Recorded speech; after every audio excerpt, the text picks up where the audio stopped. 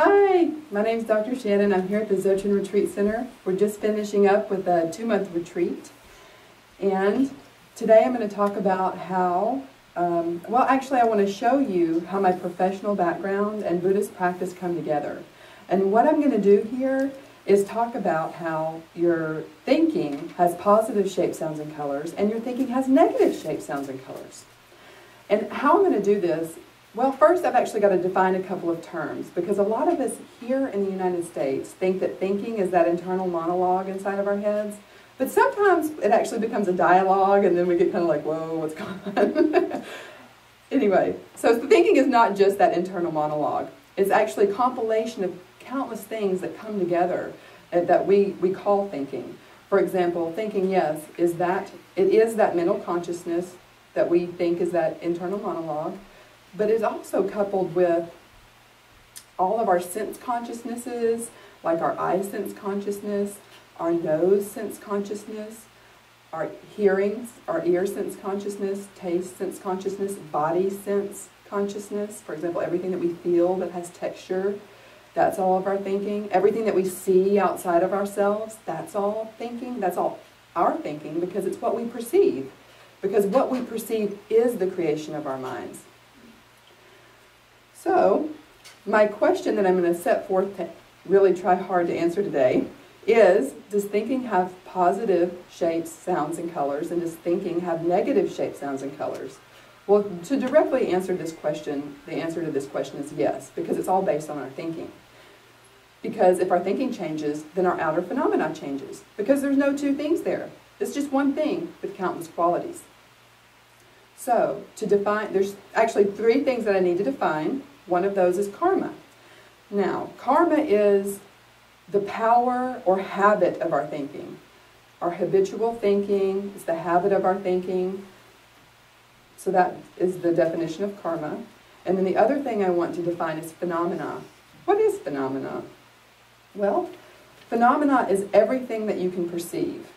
So not only is it like these external objects that you see, but it's also like, for example, your inner phenomena would be like your body is your phenomena. Everything inside your body is your phenomena. Then your outer phenomena is all the stuff that you can see. But you know, it's all a reflection of your thinking.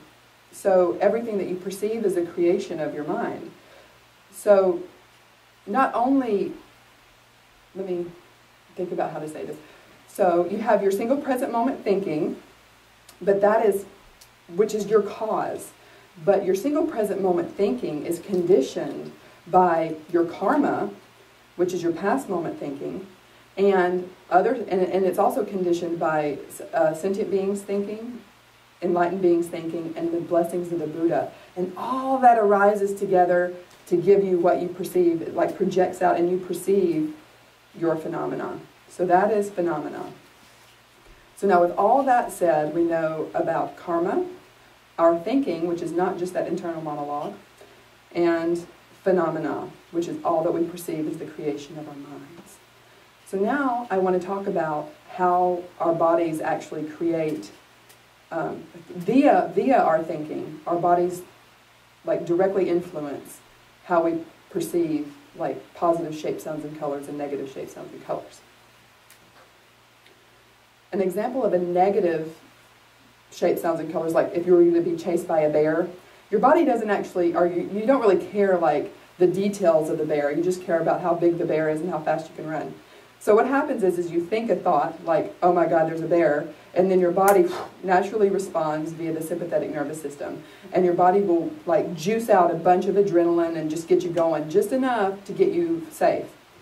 But an example of that, like that I want to use to actually show you how that can potentially create negative outer shapes, sounds, and colors, is whenever we worry. Now worry again is, it's a negative habit that we get ourselves into because it's useless, it's imaginary, like our imagination is what it is, but our bodies don't realize that. Our bodies don't actually realize it's our imagination, so it responds accordingly. It responds as if a real stimulus is there, like a bear. And so your body will naturally like dump out continuously, you know, like adrenaline, norepinephrine, dopamine, continuously. And whenever your sympathetic nervous system is whenever it is active, that means your parasympathetic is inactive. So your fight and flight response would be like constantly going, and your parasympathetic, which is your rest and repose, doesn't have a chance to repair itself.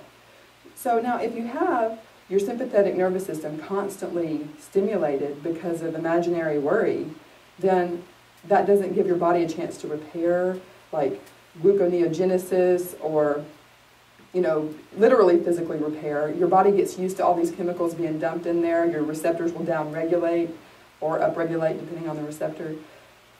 So then we can get into cases of like that habit or of worry can now cause what we call like clinical depression. Worry is just the first stage of depression. So that is my example. Then of course, everything you perceive is dark. Like some people that are really depressed can't even see the sunshine, even though the sun shines out. They can't even see a beautiful flower on a good day.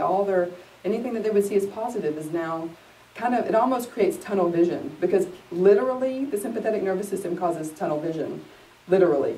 But figuratively, like psychologically, we get that kind of tunnel vision whenever we get depressed and stuff. So now I want to talk about a positive shape, sounds, and colors. So of course, whenever we say, for example, are in love, we think a thought like, I love you. And naturally, almost instantaneously after that thought is created in our thinking, our body responds. It produces positive chemicals, positive influences. So now our bodies have become positive shapes, sounds, and colors, which naturally will reflect in our outer phenomena, which as positive shapes, sounds, and colors.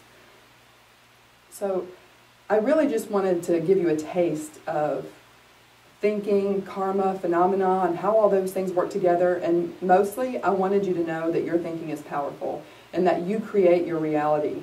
And if you change your thinking, then you change your reality. And it's really that simple. In conclusion, please remember that your thinking is powerful and you can heal yourself. You're not stuck. Everything changes. Life is impermanent. You can move forward and move past whatever obstacle you need to overcome. So thanks. Please go to YouTube and check out everybody's talks. Kunzon's and Duncan's kind of pertain to what we talked about here today. So thanks. Have a great day. Bye. Yay.